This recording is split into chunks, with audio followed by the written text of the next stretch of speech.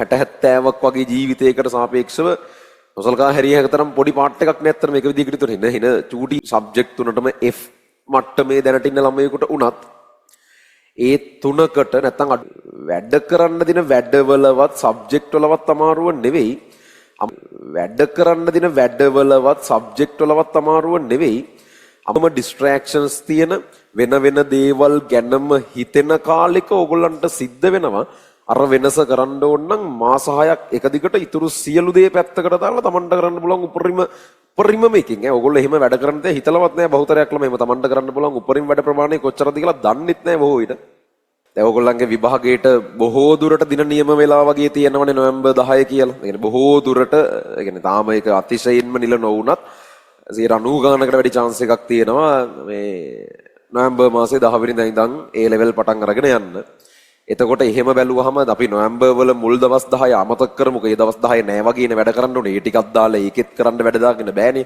මොකද කොහොමත් ඔය මේ අපි හිතන විදිහට වැඩ කරන්න බැරි වෙලා මිස් වෙන අනම්මනම් දේවලුයි ඔය අනම්මනම් ආයේ මුල සිට බලන්න වගේ දේවල් වලට ඔය දවස් 10 තියන්න වෙනවනේ. එහෙම බැලුවහම මේ විභාගෙට සති කීයක් විතර තියෙනවද? තව ඒ ලෙවල් වලට සති අපි මාස පැත්තකට දාමු. මාස කිව්වම ඔක එච්චර දැනෙන්නේ නෑ. සති කීයක් තියෙනවද? සති 30ක් තමයි තියෙන්නේ. හරිද? නොවැම්බර් වල දවස් 10 අයින් කරාට පස්සේ විභාගෙට තියෙන්නේ සති 30ක්. හරි. සති 30 කියන්න නම් හෙන මේ සාපේක්ෂව පොඩි කාලයක්. ඒ කියන්නේ සති 30ක් කියන්නේ විභාගේ ඇත්තටම ළඟයි. දැන් එතකොට ඔය සති 30 ඇතුලේ කරන දෙයක් මත දැන් දැනට ඔයගොල්ලෝ ඉන්න මොකක් හරි මට්ටමක් තියෙනවනේ. දැන් ඔය සති 30 ඉවර වෙද්දි මට්ටම ඕක නෙවෙයිනේ. ඊට වඩා හොඳ මට්ටමක තියාගන්න ඕනේ. එතකොට මේ සති 30 කරන දේවල් මත ඔයගොල්ලෝ විභාගෙට යනකොට ඉන්න මට්ටම තීරණය වෙනවා. සහ ඒක මත ඉතින් එතනින් ඉස්සරහට අවුරුදු 30ක්ද 40ක්ද කියන්න බෑ. එතනින් එහාට තමන්ගේ සම්පූර්ණ ලයිෆ් ස්ටයිල් එක වගේම තීරණය වෙනවා. අසාමාන්‍ය වාසනාවක් තිබිලා මැදදී මොකක් හරි පත්තු වෙලා එහෙම වෙනසක් වෙන්න බැරි නෑ. හැබැයි එහෙම නැත්තම් ඉතින් අර සාමාන්‍ය කාරණාව ඇතුලේ මෙතනින් ඉස්සරහට අවුරුදු 30ක්ද 40ක්ද ඒක කොහොමද ඕගොල්ලන්ට ඉන්න වෙන්නේ මැරණකම් හෝ සමහරක් විදිහට පල්ලෙහා ජෙනරේෂන් වලට උනත් කොයි විදිහටද මේ වා බලපාන්නේ කියන එක ඔය මාස 6 ඇතුලේ තීරණය වෙනවා. සහ ඔය මේ මාස 6 7 කියමුකෝ. ඔය මාස 6 7 කියන්නේ මම ඊයේත් කිව්වා ඕගොල්ලන්ගේ සම්පූර්ණ අවුරුදු 60 70ක් වගේ ජීවිතයකට සාපේක්ෂව නොසලකා හැරිය හැක තරම් පොඩි පාර්ට් එකක් නේ අතර මේක විදිහකට ඉතුරු වෙන්නේ. හින චූටි කොටසක් නේ. හැබැයි මේ චූටි කොටස මත තමයි එතනින් ඉස්සරහා මහා ලොකු දෙයක් තීරණය වෙන්නේ. එතකොට ඔය පොඩි කොටස ඕනම ළමයෙක් කියන්නේ සාමාන්‍යයෙන් සබ්ජෙක්ට් තුනටම F මට්ටමේ දැනට ඉන්න ළමයෙකුට උනත් ඒ තුනකට නැත්නම් අඩුම තරමේ ඒ 2යි B1කට වගේ රිසල්ට් එක වෙනස් කරන්න ප්‍රමාණවත් කාලයක් තමයි සති 30 කියලා කියන්නේ. ඒකේ තේරුම මේ එහෙනම් මේ බොරුවටනේ කලබලලා තින්නේ. ඒක නෙවෙයි. හරිද? ඒක ලේසි වැඩක් කියලා නෙවෙයි කියන්නේ. ඒක මාරම අමාරු වැඩක්. හරිද? අතිශයින්ම අමාරු වැඩක් ඒක. ඒ කියන්නේ ඒක අමාරු වෙන්න හේතුව තියෙන්නේ අර මේ වැඩ කරන්න දින වැඩවලවත් සබ්ජෙක්ට් වලවත් අමාරුව නෙවෙයි. අමාරුව තියෙන්නේ අර ඕගොල්ලෝ ඩිස්ට්‍රැක්ට් වෙන්නේ නැතුව. ඒ කියන්නේ ඔයාලා ඉන්න වයස ඇවිල්ලා සාමාන්‍ය මිනිස්සෙක් උපරිමම ඩිස්ට්‍රැක්ට් වෙන වයස. අර චූටිම කාලේ අවුරුදු කීපයක් තියෙනවා මීටත් වඩා වෙන ලෝකවල යන. නමුත් එහෙම නැතුව සාමාන්‍යයෙන් දැනුම් තේරුම් තියෙන වයස ඇතුලේ මිනිස්සෙක් වැඩිපුරම අර තමන්ගේ ප්‍රධාන අරමුණින් වෙන පැතිවලට යන්න වැඩිම chance එකක් තියෙන වයසේ තමයි ඔයගොල්ලෝ ඉන්නේ. ඒතර මේකේ අමාරුම මේකේ තියෙන struggle එක ඔයාලව control කරගෙන මේ වැඩේ කරන එක. ඒ කියන්නේ වැඩ කරන්න ඕන කියලා ඕගොල්ලෝ හැමෝම දන්නවනේ. වැඩ කරන්න ඕන කියලා හැමදාම උදේට හිතා ගන්නවා. එහෙමනේ. ඒකට කවදාවත් ওই ටික කෙරෙන්නේ නැති ප්‍රශ්නේ තියෙන්නේ. ඒතර මෙතන ෆයිට් එක තියෙන්නේ ඕගොල්ලෝයි මේ වැඩේ අතර. ඒ කියන්නේ වාගේ ඇතුළෙම තමයි විසඳ ගන්න ප්‍රශ්නේ තියෙන්නේ. ඉතින් එතකොට ඒක හින්දායි අමාරු වෙන්නේ. ඒ කියන්නේ අර උපරිමම distractions තියෙන වෙන දේවල් ගැනම හිතෙන කාලෙක ඕගොල්ලන්ට සිද්ධ වෙනවා.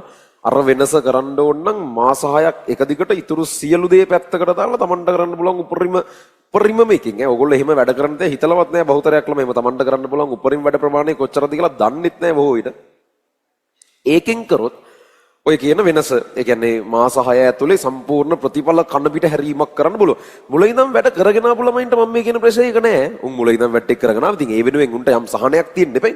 ඒගොල්ලන්ට තියෙන සහනේ තමයි ඒගොල්ලන්ට පුළුවන් අර වගේ මේ මැරීගෙන කරන්නේ නැතුව කියන්නේ වැඩ කළ යුතු නෑ නෙවෙයි වැඩ කළ යුතුයි. හැබැයි අරම මේ අර දිවි පරදුවට තියලා වැඩ කරන්න එහෙම නැහෙන්නේ නැතුව සාමාන්‍යයෙන් මේ වෙනකන් ආපු ගානට වඩා ටිකක් වැඩිපුර වැඩ කරලා ෂේප් එකේ වැඩේ කරන් යන්න පුළුවන් මුල ඉඳන් වැඩ කරගෙන ආපු ළමයින්ට.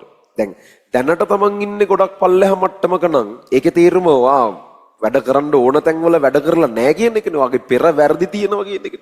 ඒ පව් ආ ගෙවන්න ඕන. ඒ පව් එක්ක මේ මාස 6 ඇතුළත ලොකුවටම ගෙවලා ඉවර කරන්න නැත්නම් ජීවිත කාලය පුරාවට කොටස් වශයෙන් ගෙවගෙන ඉන්න පුළුවන්. ඔප්ෂන්ස් දෙක තියෙනවා. හරි. ඒතර සාමාන්‍යයෙන් මම වුණා නම් තෝරගන්නේ කමන්නේ මේ මාස 6න් මොන කොන්දේසි මත හරි කමන්නේ ඔය පව් ටික ගෙවලා ඉවර කරනවා. ඊට පස්සේ ඒ හම්බෙන එක මත එතනින් ඉස්සරහට ජීවිතය හදාගෙන යන්න පුළුවන් නැවුලක් නැතුව. හරි.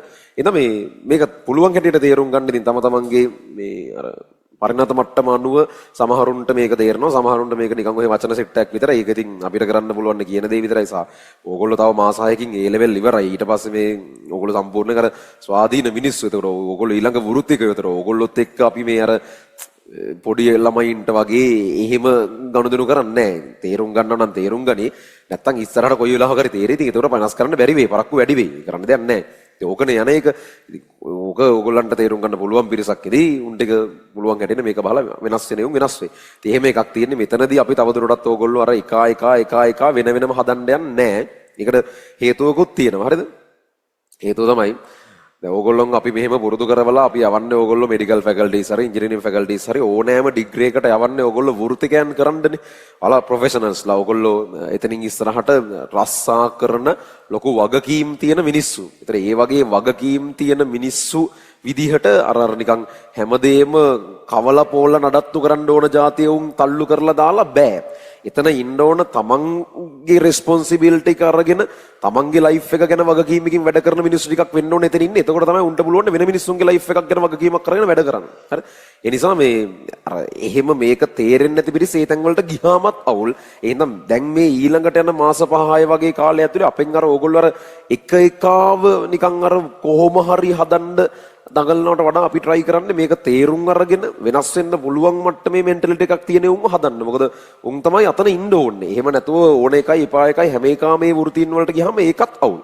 ඒතර දැන් මෙතනින් ඉස්සරහට අපි ඕගොල්ලොත් එක්ක ගනුදෙනු කරන්නේ ඒ වගේ විදිහකට අවසාන මාස කිහිපේ. ඒතර පුළුවන් නම් මේවා තේරුම් අරන් වෙනස් වෙන්න. ඉතින් එහෙම නැති වුණොත් ඒක ඕගොල්ලන්ටම යම් තැනකදී මොකක් කර විදිහට අනිත් පැත්තට හම්බෙද්දි එතකොට වෙනස් කරන්න බෑ. ඒක තේරුම් ගන්න පුළුවන් වයසක ඕගොල්ලෝ ඉන්නේ. එහෙම මානසිකත්වයක ඕගොල්ලෝ ඉන්නේ. ඒ අනුව වැඩේ මේවා කරගෙන යන්න. හරි. අපි එතකොට මේ වීක්ලි රිවිව් එක 88 වෙනි වීක්ලි රිවිව් එක. කියන්නේ අපි වීක්ලි රිවිව් 100ක් මේවා කරා. ඉතින් ඕගොල්ලෝ තමයි පළවෙනි බැච් එක වෙන්නේ වීක්ලි රිවිව් 100කට වඩා කෙරෙන්න. හරි. තව 12ක් කරාම වීක්ලි රිවිව් 100ක් කරන්නේ. යාසිසි 4 බැච් එකේ වීක්ලි රිවිව් මම දැන් 50 ගණන්ද කොහොමද ඔක්කොම ගියේ. එයාලගේ වීක්ලි රිවිව් කියන concept එක පටන් ගත්තේ මැදකදී මුල ඉඳන් තිබ්බේ නෑ. ඕගොල්ලෝ තමයි මුල ඉඳන් වීක්ලි රිවිව් පටන් ගත්ත පළවෙනි